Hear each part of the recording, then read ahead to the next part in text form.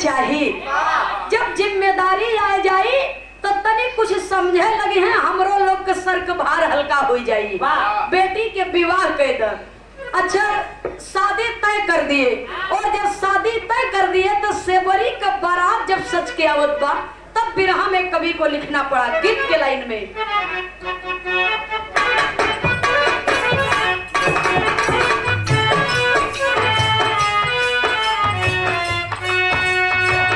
साजी के बारात राजा के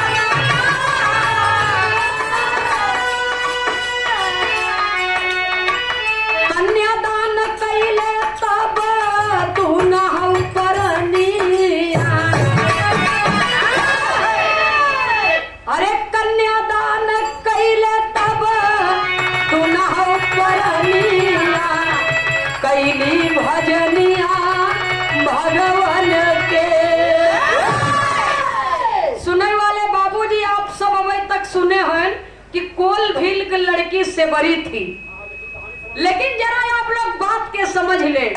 राजा सोयर मर अपने बिटिया का विवाह कर दिए और बेटी की शादी हुई, विदाई हुई।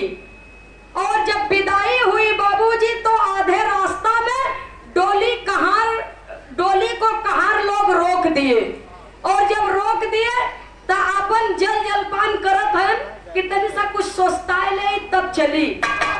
तब दुल्हा के मन में ये बात आई है कि हम अपने दुल्ही के मुंह देखब। दुल्हा के मन में ये बात आई कि हम अपने दुल्हन का मुंह देखब। तो जाए के बाबूजी डोली का पर्दा उठाए के, वो हारा उठाए के, जब दुल्हन के अपने घूंघट उठावत बा आधे रास्ते में,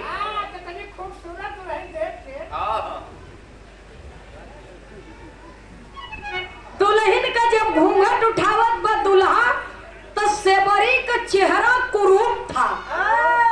कुरूप चेहरा देख करके बाबूजी दुल्हा बिगड़ गई कि रे बाप रे बाप, अगुआ हमार गर्दन काट ली है। इतनी बदसूरत दुल्हन ले आए के हम जाओ तो लोग का कहे हैं हमारे महल में हमार बुराई हुई।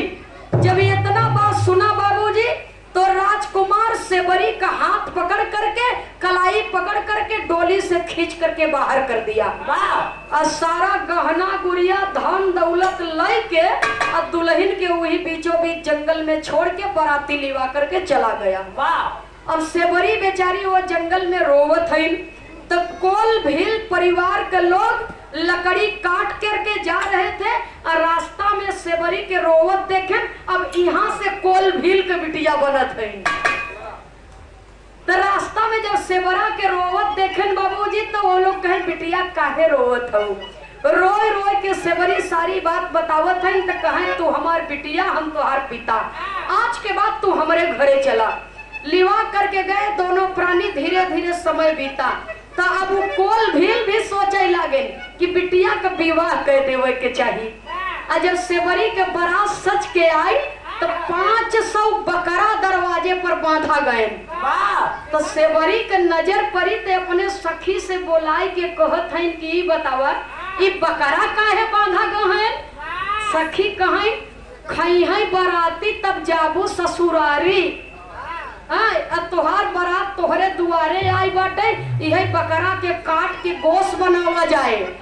कोल भील के बिरादरी में हो, यहाँ यह स्वागत होता।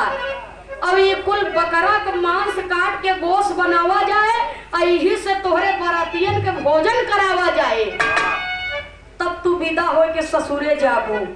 जब इतना बात से बड़ा सुनत है तो मन में सोचे लगे कि अरे बाप रे बाप, एक परिवार बसावे बदे इतना जीव का हत्या होए, हम बियाह है न करब। वह घर के पीछे के दरवाजा खोल के भाग गई जंगल की ओर। और जब जंगल की ओर चली गई भागते भागते बाबूजी काफी दूर पहुंची तो भेंट कैसे होता, अगली लाइन में कवि को संकेत करना पड़ा।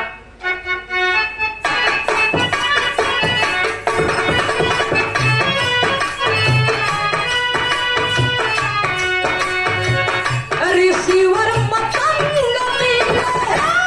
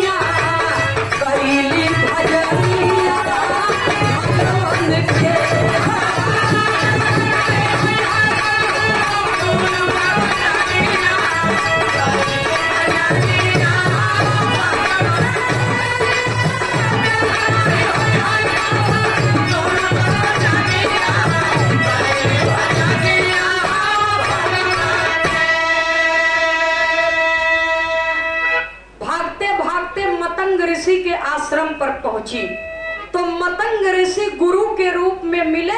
और इस जगह पर बाबूजी मतंग ऋषि के आश्रम पर सेबरी रहने लगी। और मतंग ऋषि ने कहा कि बेटी एक दिन स्वयं भगवान आएंगे, तुम्हें दर्शन देंगे।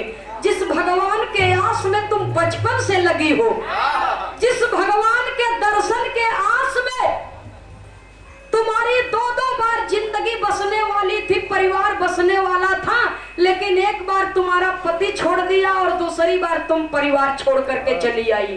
तो जिस भगवान के लिए तुम भटक रही हो, एक दिन उस भगवान को तुम्हारे पास, तुम्हारे दरवाजे पर आना पड़ेगा। व्यर्थ नहीं हुई है कबहू गुरु के बचनिया।